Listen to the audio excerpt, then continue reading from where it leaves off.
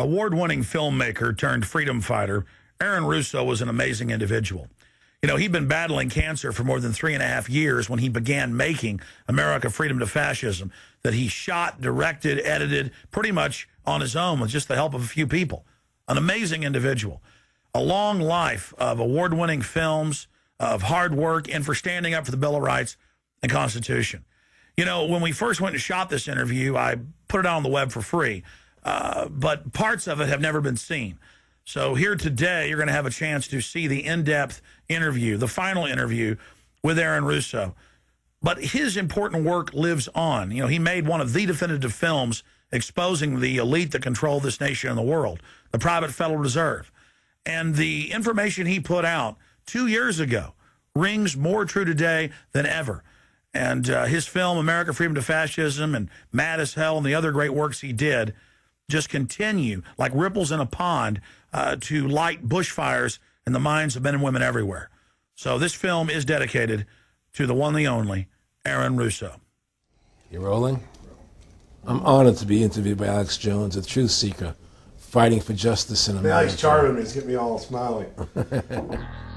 Aaron, when did you start to think something was wrong in the world, or start to find out about the whole banking cartel and the Federal Reserve System, the New World Order?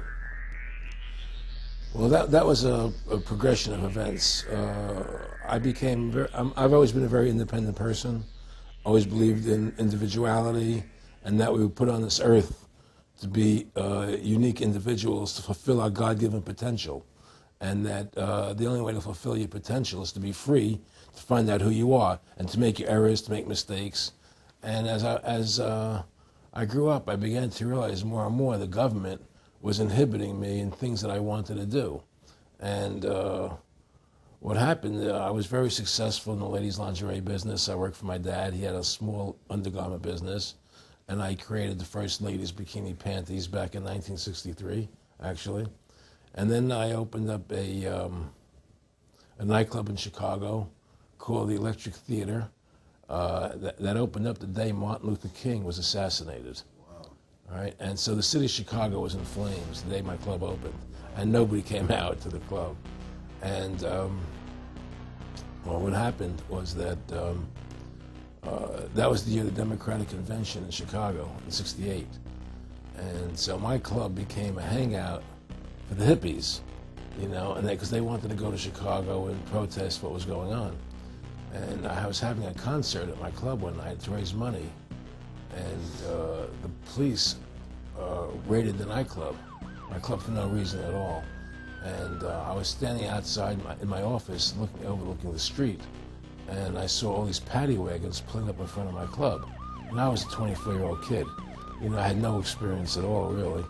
So what are these paddy wagons doing here? And then I saw all these cops getting out of the paddy wagons coming into my club. I said, oh my God, they're raiding me. And so I ran down to the stage, and I got on the stage, and I stopped the band from playing. And I said to the people in the audience, we're being raided, you know, so sit down on the floor, cooperate, and plot your identification and cooperate with the police. And as I said that, two of the cops from behind threw me onto the floor and grabbed me and started dragging me out of the club. I'm going, you know, victory, victory, you know, I'm playing it for all it was worth at the time. I was a kid, and then I saw the fire department there, and the fire department was dumping garbage cans, the garbage all over the floor. And I thought to myself, well, why are they doing that, you know, very quickly as they were dragging me out? And I didn't quite understand it. So they threw me into the paddy wagon. As I got into the paddy wagon, one of the cops grabbed my testicles from behind and squeezed, and I went into the paddy wagon in gigantic pain. And the next person that came into the paddy wagon, the cop, as he was stepping in, the cops took the billy club, smashed him on the head with it, and just split his skull, you know, for no reason. I mean, there was nothing wrong. So that was kind of your wake-up. That was my awakening. It's like, what is going on? I thought this was America. So I initially blamed it on Chicago and Mayor Daley, thinking it was Chicago. And anyway, it was the headlines of the newspapers the next day. You know, there was my picture in the newspapers, the headlines, Electric Theater short-circuited, it was raided. And in the article, they went ahead and they said that the reason they raided the club was because the fire department came there and saw it was messy, full of garbage, and the hippies started attacking them, which was totally not true. Those dirty hippies? It was totally false. You know, it was a complete fabrication. So they ran a false flag on you. They framed you. Yeah, of course. You know, and I was in shock. I said, people lie like that? People actually do these things? I couldn't believe it. You know, it was an awakening to me. And I went on television. I told people on television that they lied. Nobody cared. Nobody cared what the truth was. You know, it was shocking to me. And then a week or 2 weeks later, I forget exactly what it was, two cops come to see me, a lieutenant and a sergeant, a captain and a sergeant. And they said, Mr. Russo, we're sorry if you got hurt that night at the club in the raid, but we're here to tell you that if you want to keep the club open, it's going to take $2,000 a month, and we're going to come see you once a month, and whenever we have to raid you, we're going to call you, you know, and we'll let you know we're going to come in tonight and raid you. This was mafia. Well, the police mafia, you know. And actually, it was actually more interesting than that. They said, listen, there's the A plan, there's the B plan, and there's the super deluxe plan. And this one, of course, each one, of course, that much money a month. Which one do you want? What was the super deluxe? That's the one I took. That was a $2,000 a month plan. And I took that plan, and I paid them $2,000 a month, and they left me alone. And whenever they were going to raid the club, they would come there, we're going to have a phony raid tonight, you know, just to look good for the people in the neighborhood, you know. So that was your first big education? That was my education into corruption in government, you know. But I really thought that was basically Chicago. I didn't realize it was the whole country was like that. And so that was my wake-up call, that people lie and cheat and steal. And I thought everybody was always honest and nice and decent. And I had no idea about any of these things. Well, what happened with me was that they finally, one day they came to me and they said, look, we can't take your money anymore.